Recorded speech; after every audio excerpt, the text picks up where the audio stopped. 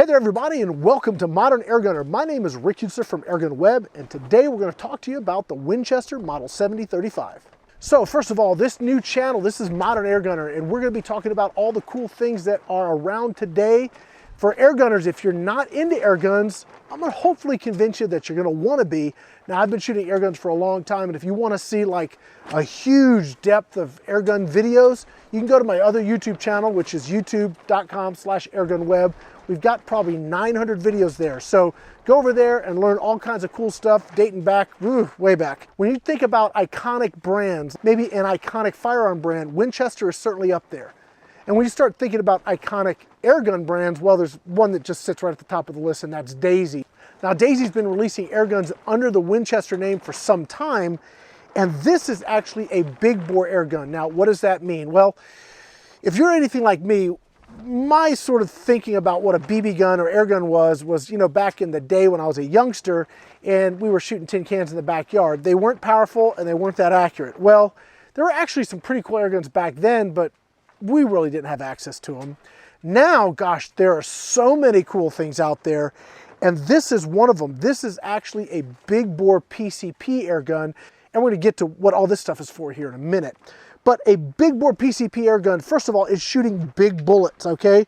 This is an example. That's a 35 cal hollow point, 95 grain, so 127 grain flat point. And here's some commercially available 81.02 grain, just regular pellets. You just buy those, and they look like a big fat pellet, because that's exactly what they are.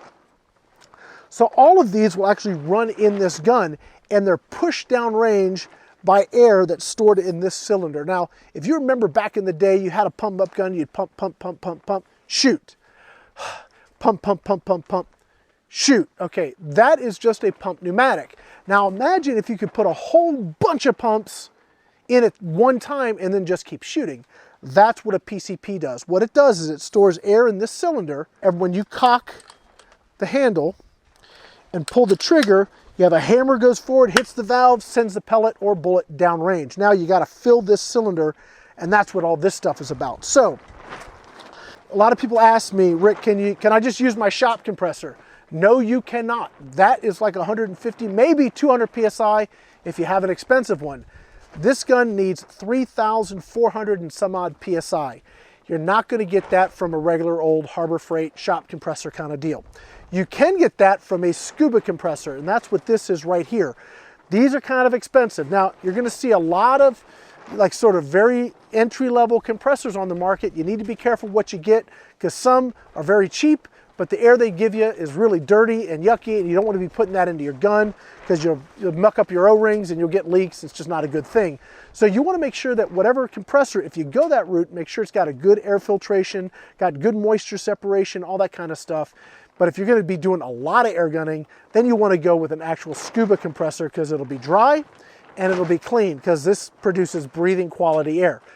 This is expensive, and it's gas powered on top of that, so it's even more expensive. So probably not going to be what you get, but you can get something like this. This is a carbon fiber bottle, and it holds 4,500 PSI, and it's really big. And this is relatively small and needs less pressure. So I can put this air into this a whole whack load of times, probably 20 or 30 times. I can top this gun off with this big bottle. So if you can get this filled, a scuba shop, or sometimes even your firehouse will do it for you. These bottles will fill these things up, and that works great. Now, some people ask me, is this safe? Yeah, it's pretty safe. How safe is it? Well, let's see. Firemen strap this to their back and run around burning buildings. So my guess, these bottles are built pretty well, and yeah, they're pretty safe. So now that we know about the mechanics, let me show you how this works actually. We got a probe here, drops in there. My bottle's open. I have a regulated valve system here. I just turn this on. It fills it to the right pressure. It's actually, this determines the pressure over here.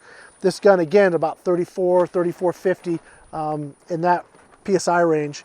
And when it's done, I just bleed it out, remove the probe, and now this gun is charged and ready to fire. So if we come back over here, you're going to see that we've actually got a magazine in this gun. So also something really cool. This is a 6-shot rotary magazine. Now the way this works, I use the pellets because I have more of those. Okay, so This just drops in like that, and then you rotate it, drop it in, rotate it, drop it in, rotate it. As you can see, it's sort of like lather, rinse, repeat here. And then you get to the end. All right. And now you've got a full mag, 6 shots on tap. When you drop this in the gun, okay, put this in here. The minute I close this bolt, this gun's hot and ready to fire. So we don't want to do that yet. We want to make sure we put it on safe. Now we close the bolt. That loads the first pellet into the breech. And this gun is ready to rock and roll. So if I wanted to take a shot,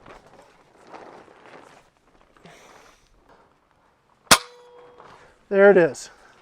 Now, a couple things you may have noticed. 1, little to no recoil. 2, it's not very loud.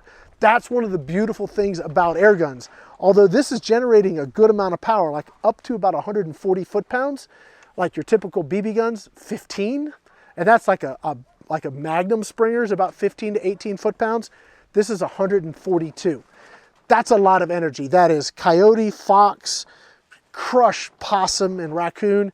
And some people in the right conditions, with the right shot placement, and as long as it's legal, some people are taking whitetail deer with this kind of gun. That's pretty awesome. Now, what kind of accuracy? Well, that's also very cool. That's what I'm getting at 50 yards.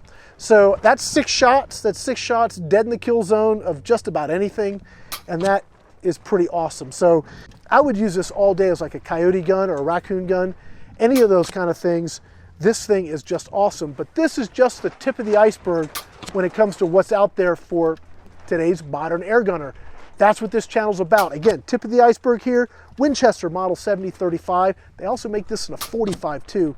Pretty awesome. Maybe we'll take a look at that here sometime soon. If you have questions about what's new in air gunning, or what to use something like this for, what's really practical, what's the best way, etc., put it in the comments. I'd love to hear from you, and I'd be happy to answer your questions or have one of our cool staff members answer your question. Guys, that's going to be it for now. My name is Rick Utzer here with Modern Air Gunner. Thanks for watching.